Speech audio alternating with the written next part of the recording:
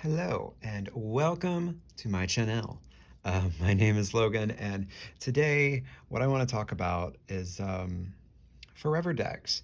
So these are decks that we have no intention of parting with, regardless of if we find them practical and we use them constantly.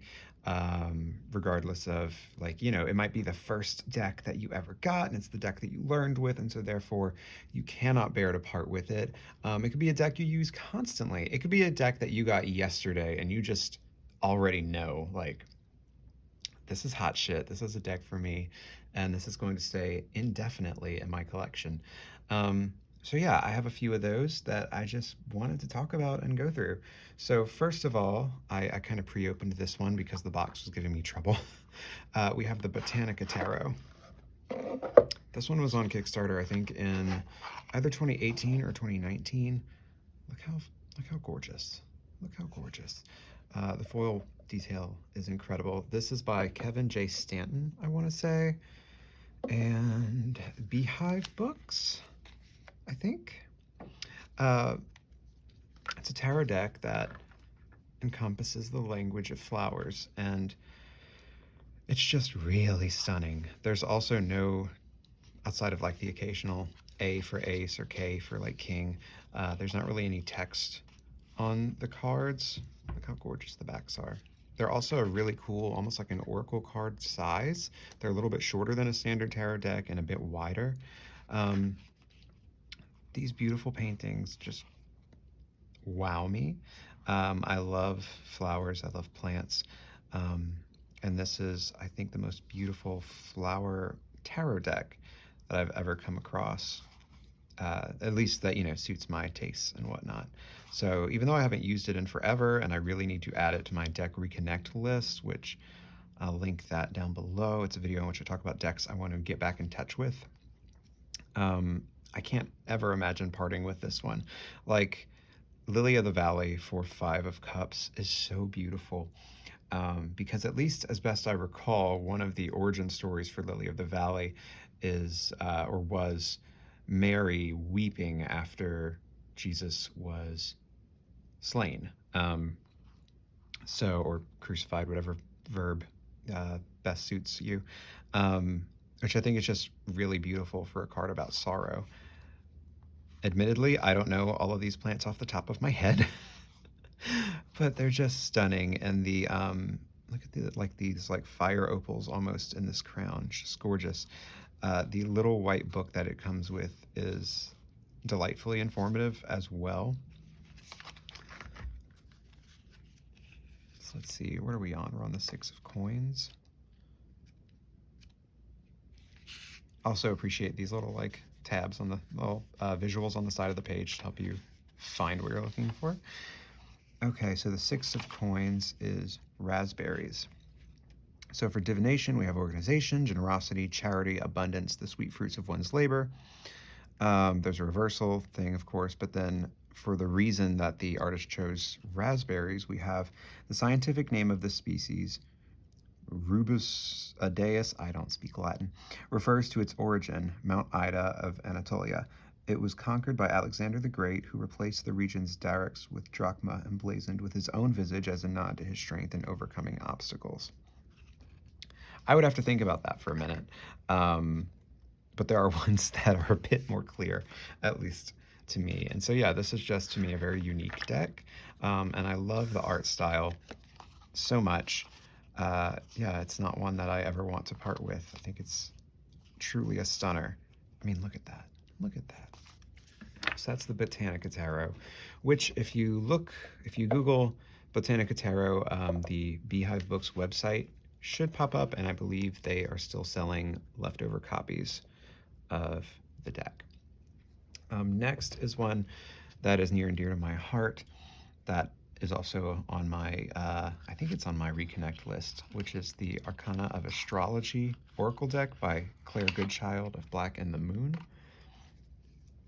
I won this copy off of an Instagram giveaway from Claire years ago, and it's just, it's first of all beautiful, but secondly, it just reads so clearly. I have tried learning about astrology numerous times, and it kind of like I have a Teflon coating, my brain does, when it comes to astrology, so it's very hard for me to pick it up. Astrology, not the deck. But the deck speaks so clearly, and Claire's keywords and such are so relatable and like graspable that I have no problem reading with this deck and also learning a tiny bit more about astrology in the process. And then Claire recently, I think this was maybe last year or the year before, the deck went mass market, which this box might be too huge to appear fully on the camera right now, but it got a a makeover. Claire totally freshened up the art, added some extra cards, and look how summery and beautiful it is. Like, I love both versions.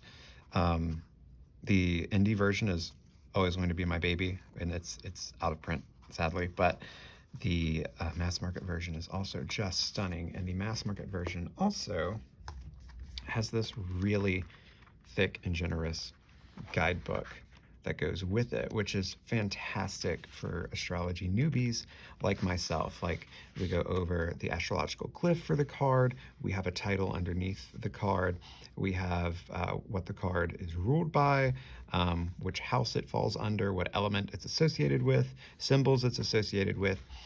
Claire teaches us a bit about that particular thing, planet, constellation, whatever, in astrology, and then also teaches us a bit about it in a divinatory sense. And then we also have keywords at the bottom. So it's also just has a bunch of stunning imagery in it. Really great astrology deck for anyone who might be interested. Let's see, what should we look at next? And yeah, so it reads so well, and it's from Claire, who's one of my good friends, so I just can't bear to ever part with it. And also, I couldn't get another copy if I wanted to, if I ever did part with it, so it's definitely staying in the collection. Super fan of it. Next, let's go in a direction that some of you might have seen coming. Two decks that will never leave my collection as well are my Black Salt Lenormand and Pink Sugar Lenormand decks, which I funded and produced through Kickstarter last year, which was 2022. And these are very beginner-friendly Lenormand decks that obviously have some gorgeous rainbow holographic foil artwork. And they're just like a love letter from me to the 90s. Not all of the imagery is nostalgic, but a lot of it is. And yeah, I just wanted a Lenormand deck that was flashy and beautiful, and that reminded me of my childhood and filled me with that childlike sense of wonder, but that would still read really clearly, and that still featured the playing card insets. So these don't have the playing card insets, but they do have the playing card associations in the top right corners. So yeah, there's some references to nerd culture. There's some very personal references, like the dog card is my mom's Shih Tzu Gia, who I grew up with, who is still around and kicking. She's 13. I say grew up with, I was well into my teens when we got her, but she's 13, and she's just the sweetest baby angle. And yeah, I'm really proud of these decks. I use them constantly, and yeah, so they're not going anywhere. They are a permanent part of my collection, and you can find these in my personal Linktree link in the description. And then, where should we go from here? I don't think this is going to be any surprise, but another deck that is a forever deck for me is the Sassy Ribito Tarot by Stasia Burrington. This deck is a hug. This deck is like a confidant who will listen to you, go on about your problems, and just listen, not judge, not be overly stern with you, just listen. We also have a beautiful, more mature individual for the Fool card, which I adore. It's just such a gentle deck, and it does one of my favorite things, which is that it's gorgeous. It has sweet moments. It is very gentle energy, but it does not shy back from the darker elements, which is something that I try to incorporate in the decks that I make as well, because there's so much value in these harsher lessons and warnings that we get in these decks, and I love it when a deck can be both gentle and direct. That Justice card is insane. I love it so much. But yeah, I've had this deck for years. It was a Christmas present to myself, and I just can't imagine not having this deck. This is one of my favorite Six of Cups cards because it's really taking that look at what brings us joy. I know for a lot of decks, the keyword for Six of Cups will be like, childhood nostalgia. And I think that's still at play here, and it's still at play in the way that I look at the Six of Cups, but it's not necessarily only things from childhood that we're talking about or trying to be childlike. It's, as we age, we tend to lose that appreciation and that dedication of time to things that just bring us pure joy and wonder. And so I think this image just really exemplifies that really well. There is a new version of this, a new edition of this deck, newer printing, I should say, that it's no longer gloss. It's, I think, a anti-scratch matte finish or a matte UV coating, something like that. So I am tempted to try and get that one as well at some point. But yeah, beautiful deck. The artist is really kind. The guidebook is really interesting. There's a lot of pop culture references for the major arcana, which is really fun. So yeah, Sassy Ribito Tarot is never leaving my collection, ever. Next is another Christmas present, this one from my partner, which I have talked about this deck in my, I think I talked about this in my deck Reconnect tag, but that's the Anima Mundy Tarot by Megan Weir-Whedon of The Creeping Moon. It's just a beautiful nature deck with really lovely linen stock, really kind of wintry color palettes. And I just love it. It means a lot to me that it came from my partner.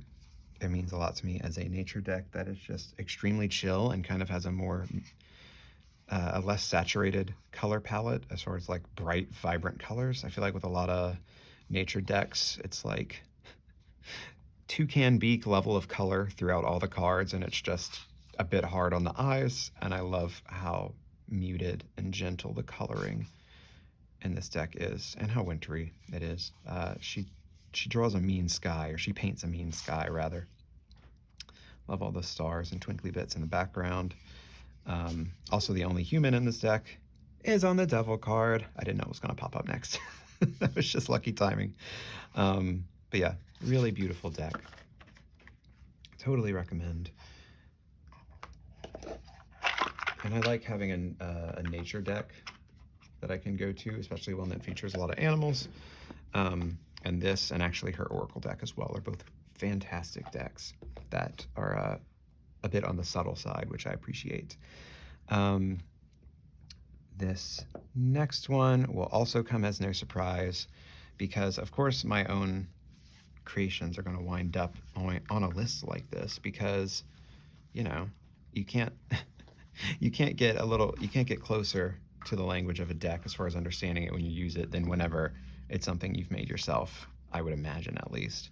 So this is my precious Possum Lenormand, which is an opossum themed Lenormand deck. It's a bit non-traditional. The meanings are all still there. The chunky little guidebook goes into a lot of detail about the imagery, at least for a wee chunky book it does. Like for mountain, we have keywords obstacle and endurance. Alignment is negative. And then we have a little story. A vast mountain awaits under a starlit sky, the sheer mass of it unnerving most travelers who seek passage through it, but not this traveler. With a whole backpack full of mountaineering tools and tasty hazelnut snacks, this possum is ready to conquer any and all hurdles. It is her preparedness combined with her iron will that will see her through this gauntlet. And then we also have like inner reading sections where we talk about how we can maybe use this card in tandem with others. So it says mountain can represent challenges, delays, rigidity, and perseverance. When paired with possum, or the significator card in this deck, It can describe someone who is inflexible. When drawn with stars and stork, it can mean that while your journey is worthwhile, it will require great fortitude. Yeah, I made this deck back in 2020. It was my reaction to the world plunging into chaos. And I needed something that was light-hearted and whimsical and fun and empowering. And so I made this deck with all these ridiculous little opossum babes in it. And it's one of my fave creations still. And so it's always going to be in my possession. It's never leaving the collection. I love it. I absolutely love it. And you can get this through the link in the description for my link tree as well. It's in my Etsy shop with my other decks. But this is actually something I wanted to show, that this was a collaboration I did with Jamie Sawyer of like Sawyer's Path Tarot and the Linocut Lenormand, the Rider-Waite-Smith Redux you might have seen that she created and has been selling more recently, which is a gorgeous recreation of the classic Rider-Waite-Smith imagery. But Jamie, one of her original items that she sells and makes in-house are tarot tiles, and by extension oracle tiles and Lenormand tiles. And so whenever my Possum deck succeeded on Kickstarter and was being printed and all that sort of thing, she was like, hey, I would love we could work together to make a tile version of the deck. And that's what this is. So these are all wooden tiles with like a resin coating on the front.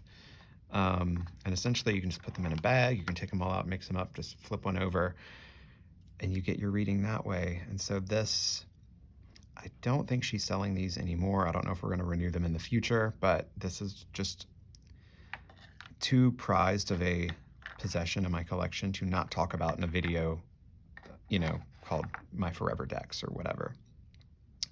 This is one of the significator cards from the deck, which is based on that painting of Venus. It's ridiculous. I'm a very ridiculous person, which you might know by now if you've been watching any of my videos and putting up with who I am. So yeah, that's not going anywhere. Next, we have the Yokai Yochi Tarot. I was really trying to make this a video that would maybe kind of fly by. I didn't want to take a shit ton of time because, you have things to do in your life. I don't want to keep you here all day. But I'm a talkative person, especially about things that I love, and I love divination decks. So this deck is based off of Japanese yokai, or spirits, sometimes demons, found in Japanese folklore.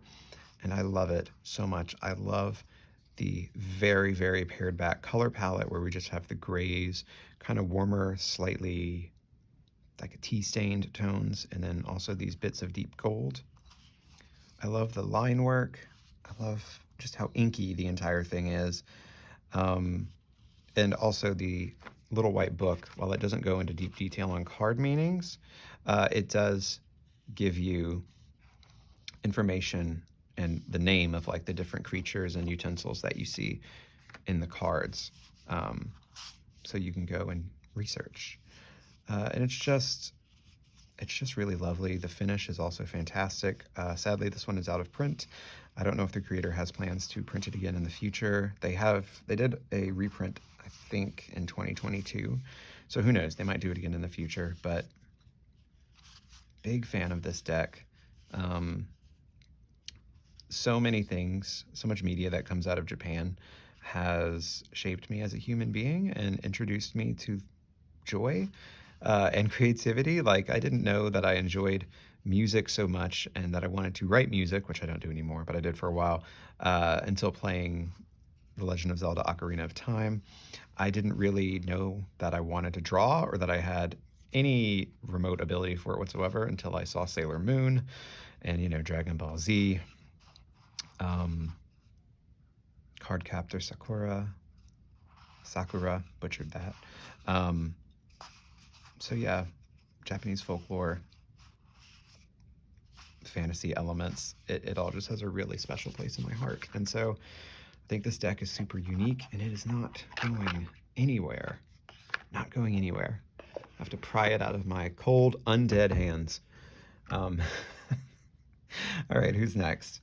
We've done this one, we've done that one.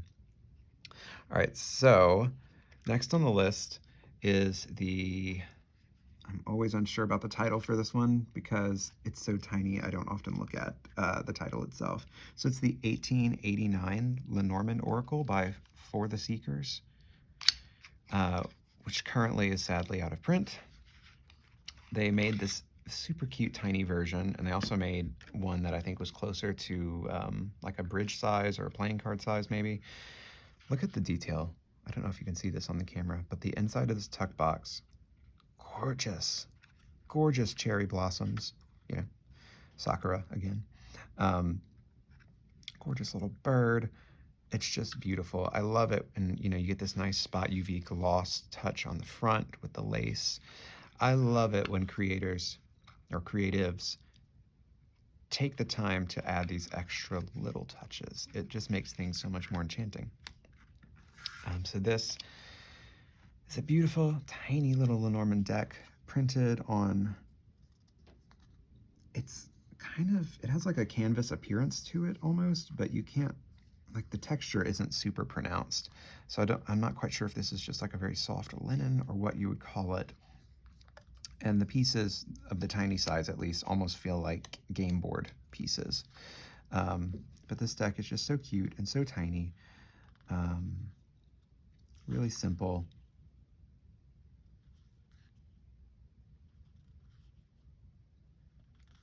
Just has a bit of a elegance of an older time about it.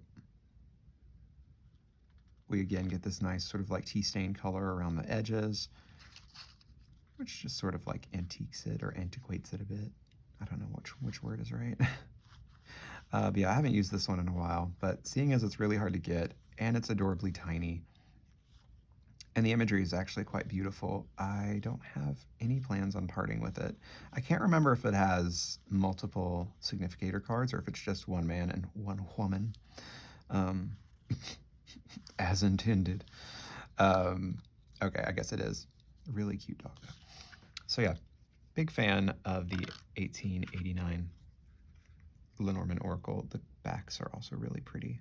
Really busy, but somehow it's not like overwhelming. I think it helps that the front of the cards are rather chilled themselves. Like, I don't know about you, but I do not want a super busy card back and then to flip it over and have a super busy front of the card as well. Like, calm down, that's way too much. The next is another Lenormand deck, and then I promise we have like a couple Oracle decks, a Tarot deck, and such after this, and then that'll be it. We'll be wrapped up because this has been going on forever. So this is the Line of Cut Lenormand by my friend Jamie Sawyer, who you probably know from the Sawyer's Path Tarot, the Pocket of Peers Tarot, the Out of Hand Tarot, which is newer and fabulous, and she also has the Sawyer's Lenormand, which is very similar to this, but she reimagined a lot of the images from the Sawyer's Lenormand as, she reimagined them and then like whipped them out as linocut stampings, drawings, whatever you want to call them. And so it turned out really beautifully. Reads really well. I can't say I've seen other linocut Lenormand decks, so I feel like it's a standout in that way as well. So I think that was smart on her part. I don't know if that's why she did it, but it doesn't hurt, right? She added this little UFO in the background of the mountain card, picking up a goat. And it gives me so much joy. That wasn't in the original by any means. And it's just so random and fitting with this great wilderness that we're seeing here. And of course, there's going to be a goat in the mountains. Like, I just love it. She didn't have to do that, but it just adds a whimsicality to it that I love. This is one crazy ass ring that would be really great for clocking somebody.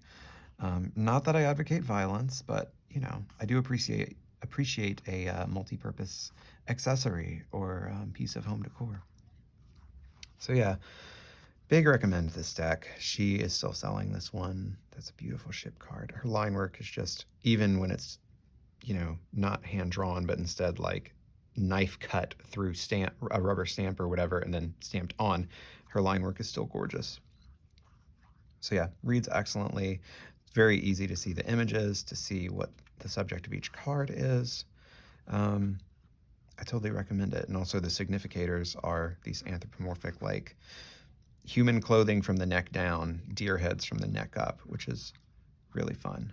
So yeah, totally recommend the Linocut Lenormand. She also has a Linocut tarot deck that she made called the Nested Tarot, which I wanted to put in this video and I forgot the deck upstairs. So I'll have to do a walkthrough of that one sometime soon. But that is the Linocut Lenormand by my friend Jamie Sawyer. And we're definitely going to, we're definitely going to look at her other deck, her tarot deck. Another one that's never leaving my collection is the Wooden Tarot by Skull Garden, aka Andy Swartz.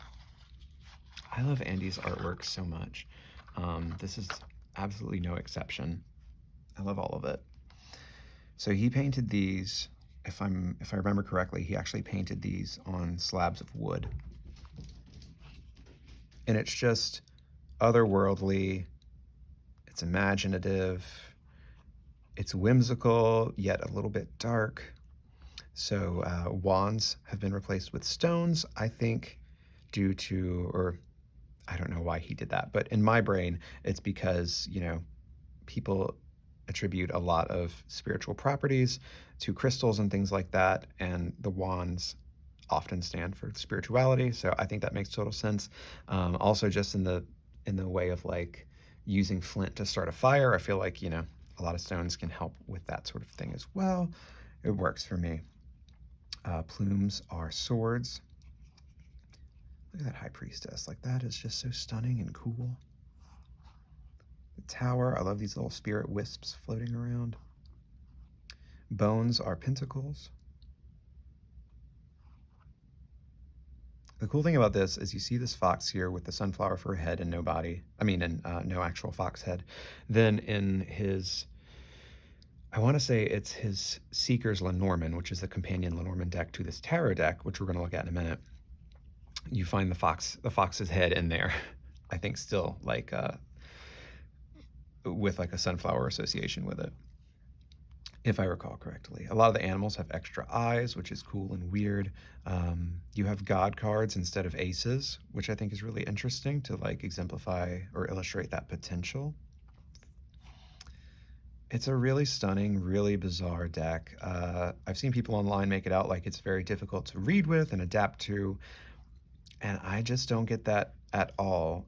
Maybe if you know, only go by little white books for your card meanings, or you just have a really hard time with like image to word association, like, you know, maybe it is too much, but I feel like it's not hard to read with. It's not hard to come up with your own stories and explanations for these things.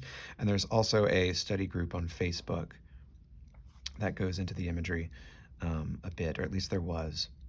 So yeah, really stunning deck, really cool nature deck. I love that it's so familiar with the animals and bones and things like that, but also it's so completely alien because of the way that he has twisted them.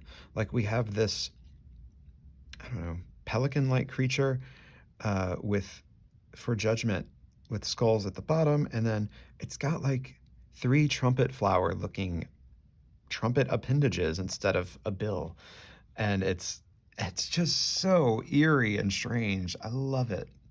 Absolute dream of a deck. You can still get this. It is still in print through Andy's Etsy, which is his shop, I believe is called Skull Garden.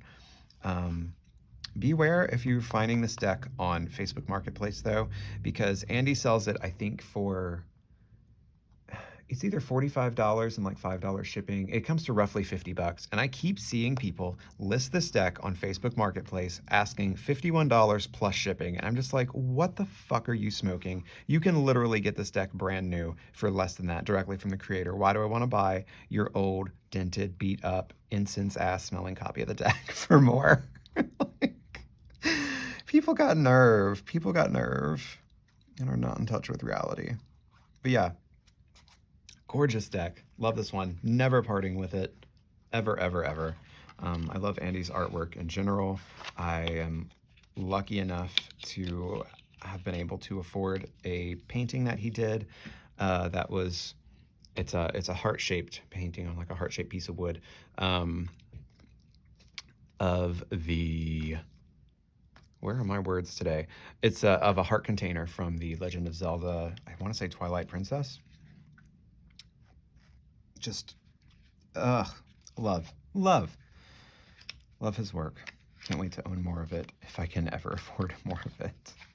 Artwork can be expensive, and it should be because it's a lot of fucking work. So we have the Earthbound Oracle, which is also by Andy Swartz of Skull Garden. I don't use this one a lot, but that being said, I still have no intention of ever getting rid of it. We have more, semi-otherworldly images with a lot of natural elements involved. And it's just really cool. The keywords are pretty nice. Look at that transformation card. Look how fucking stunning that transformation card is. Achievement. I love the little crystal bits at the top of the mountain. Like, yeah, you made it. It's just great. It's also of a really good size to where if you have this deck and you also have his Seeker's Lenormand, they're the same size. So if you're not a big Lenormand fan, you can treat the Seeker's Lenormand like an expansion deck, basically, and just thicken this sweet deck up. I think his Lenormand deck is currently out of stock, but he seems to reprint it every so often.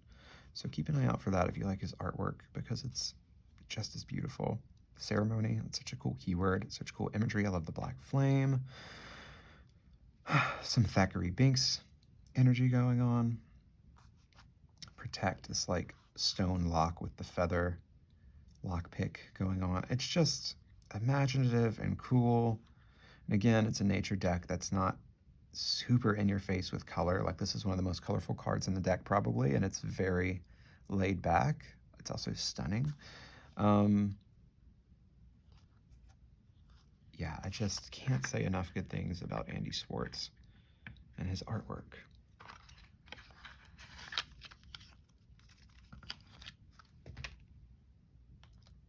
Next, we're going to look at his Oracle deck that was from, I want to say, late 2018 or early 2019. I think it was early 2019. He put this on Kickstarter, and this is the Pathfinder Oracle. I think he still has this in his shop. So his art style changed a lot for this deck, and it is stunning. It is a diamond-shaped, or it is intended to be read as a diamond-shaped deck, which I haven't committed to doing. I think what I'd rather do, because he has like a meaning for if you're looking at the card with the full moon, or with the waning moon, or with the waxing moon, or with the new moon. Like, there's a different element going on with how you can take the card depending on which way it winds up being oriented when you pull it. And so I haven't really committed to that, but I think a better idea for me would just be to get my own meaning for the card itself, and then just have loose meanings on hand for each of these sort of like moon phases. But it's just stunning. It's very deserty. It gives me like Dune meets the Elder Scrolls. But the color use is just exquisite. The color palette is exquisite. The texture that he has like scraped on with, I don't know if it's like a glaze or what, on every card is just beautiful. So you can see it in the clouds there too. I don't know if it's picking up on camera, but it's there in person. Cup, we have cupped hands. It's a very interesting deck. Very vibrant, but yet again, not in your face. You're not being knocked unconscious with retina destroying color. Like, it's just an exquisite deck. So I really look forward to getting to use this one more in 2023. And I'm really hoping that Andy is working on a Pathfinder Tarot, because I would near shit my pants to have a tarot deck in this art style from Andy. It's just so stunning. It's so weird shit happening late at night in the desert. And I love that. I love that so much. Ugh. Can't. I can't. It's too beautiful. Andy, if you're watching, I doubt you are, please make an accompanying tarot deck, which I think Andy's the type of creator that if he was working on one, he wouldn't tell us till it was done anyway. So you never know. Could happen. With the Kickstarter also came this, one of the stretch goals that he had was for a miniature version of the Pathfinder Oracle. So I just want to show that as well, because that's also not going anywhere. I love a miniature. Also love a mushroom card. These are probably fairly expensive to do, so I really appreciate it when artists do them, especially as like a Kickstarter bonus reward type of thing. It's incredibly generous. It's so unique. This deck really works for it too, with the like clear central images. So yeah, and more UFOs. Big fan. Big fan. And last but not least, are we actually at the end? I think we're at the end. Oh my god. We have the Seeker's Lenormand, which he did the same thing for this Kickstarter as well. This is by Andy Swartz as well, and he had a standard size, and then he also had a miniature add-on. Now, I wasn't lucky enough to have been around in Tarot Land whenever this was happening on Kickstarter, so I bought this one and then found somebody selling the tiny one years later, and I was very glad that I splurged to get it. They weren't asking like an insane amount, so that helped. But it's just such a pretty Lenormand deck. I really love Lenormand, if you can't tell. It's a very direct reader.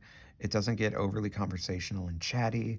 And when you're using it, you really have to be mindful of like, all right, I asked such and such question. Is the answer, oh, maybe the answer means this. When you're considering what the answer means, go back to what you actually asked, because Lenormand is going to answer what you actually asked. So it's important to not get too loopy and carried away with it like we can easily do with Tarot or Oracle. And I love that about it, because sometimes you just need some very grounding, straightforward advice.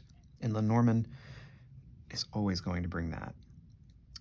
This is a very inventive take on the traditional Lenormand imagery. So we can see with the scythe here, with the mantis arm blade thing, I don't know what you call it. Ship, we have a ladybug floating on a leaf.